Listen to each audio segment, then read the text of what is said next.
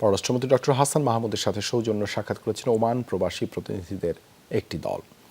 সংযুক্ত আরব আমিরাত সফররত পররাষ্ট্রমন্ত্রীর সাথে সাক্ষাৎ করেন ওয়ার্ল্ড সিআইপি অ্যাসোসিয়েশন সাধারণ সম্পাদক ও ওমান চট্টগ্রাম সমিতির সভাপতি ইয়াসিন চৌধুরীর নেতৃত্বে প্রবাসী বাংলাদেশিরা। এ সময় তারা জানান ৩ মাসের বেশি সময় ধরে বাংলাদেশের শ্রম বাজার সহ সব ধরনের ভিসা বন্ধ করে রেখেছে দেশটির সরকার।